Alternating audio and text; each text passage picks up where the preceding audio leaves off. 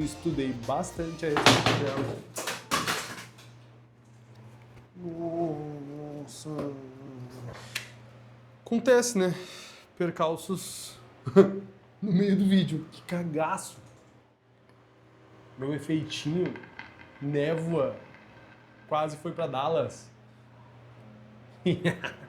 Sabe aquele tipo de pessoa que compra um tênis e sai usando? Sou eu mesmo. Mas eu estudo tênis muito pra daí então comprar ele. E aqui foi um pouquinho diferente a situação. O meu sonho de consumo, de fato, era a FX30 Cinema Line, mas a FX30. Mas surgiu uma situação. Cara, vou dar um passo além. Para que eu desse esse passo além, é óbvio, um gasto maior, mas eu não consegui alcançar a FX3, que é um nível acima. Portanto, tinha uma opção muito criticada, aonde fosse a FX2. E cara, a FX2 para mim já era uma nave, já seria um pouco além do que a FX30 me entregaria, ainda com um sensor full frame. Portanto, no meio de toda a desavença entre FX2, FX3, migrar para uma Nikon ZR, que era o mesmo preço. Na realidade, eu pedi a ZR, ela não veio, e no final das contas, não deu muito certo. E convenhamos que só de adaptador eu teria quase R$2.000, que já valorizou tudo isso, um Mega Adapt. Eu preferi ficar na Sony. E ficar com a minha FX2. A FX2 é essa que, obviamente, eu já abri, onde é uma câmera full frame, capta 4K em 60 frames cropado. A FX2, ela tem uma ciência de cores um pouquinho melhorada da A7 IV. Ela tem uma ciência de cores que fecha muito bem com câmeras FX30, FX3. E por que eu tô falando em relação a isso? Quando eu tava pensando em comprar a FX2, que veio toda aquela situação da Nikon de trazer a parceria com a Red, nisso eu comentei com alguns filmmakers no meio do caminho, até filmmakers bem experientes. Ele disse, cara, não inventa moda. No meio do trabalho, quando você está trabalhando de freelance ou algo do gênero, é bom ter uma câmera semelhante às que você tem por perto.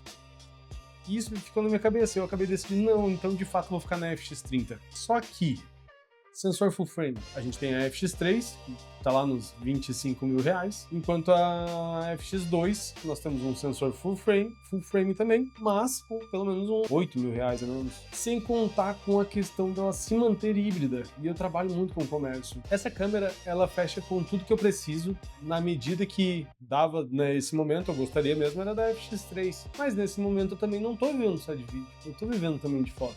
E hoje eu tô aqui com ela, na minha mão.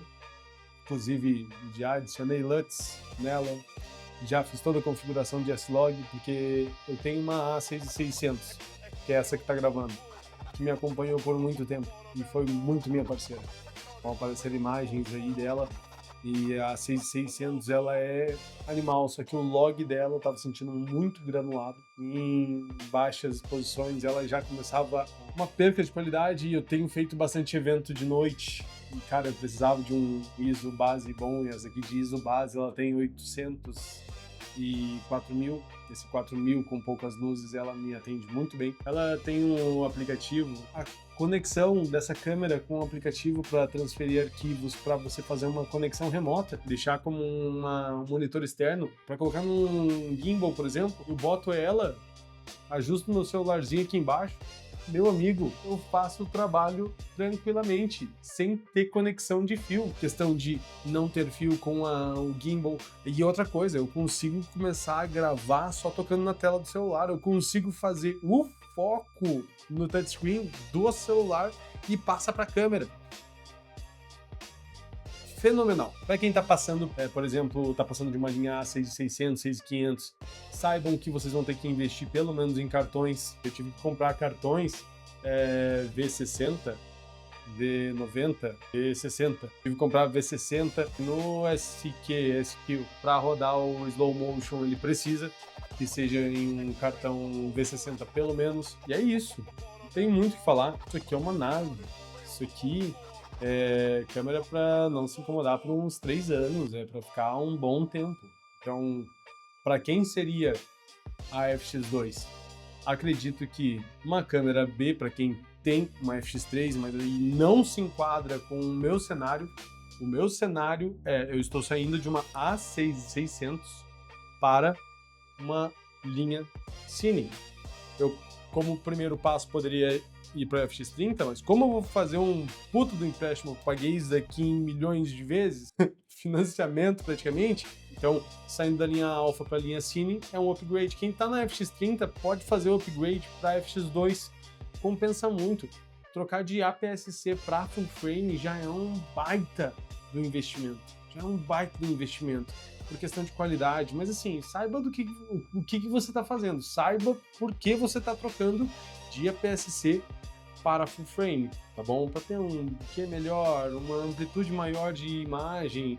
O recorte ele tem uma borda mais ou menos de uns 3 dedos que vocês podem desconsiderar para fora da imagem aqui, ó, que não estaria aqui se fosse um cropado. Na foto nem se fala, porque é uma híbrida. E agora, em relação à troca de Sony para Nikon, eu percebi que a Nikon ela tinha alguns detalhes. A Nikon ZR é quase o mesmo preço dessa daqui, tá?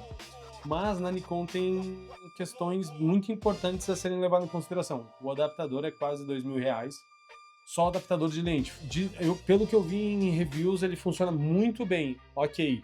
Mas o que me pegou foi, no meu workflow hoje, eu tô, por exemplo, com um MacBook Air 16GB.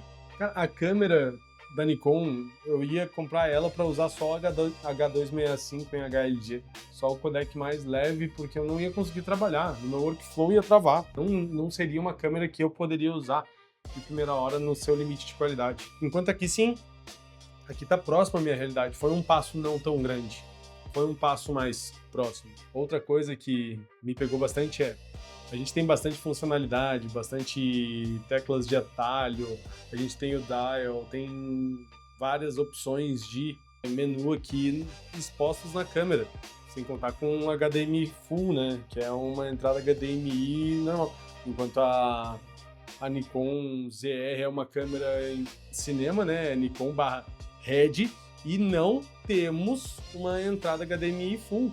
Além de não ter uma entrada HDMI full, pouquíssimo menu de teclas. Isso me preocupou bastante.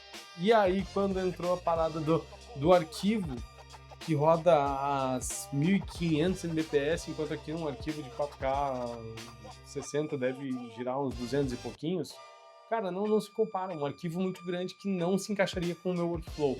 Ali foi uma divisão de cenários que me fez optar para a manter na Sony mesmo. Essa é a minha percepção da FX2 e em comparação também com a Nikon ZR. E fiquem para mais vídeos e de repente um vídeo falando a respeito de como é o uso dela e como no decorrer dos dias ela tem se comportado. Beleza? Valeu, gente!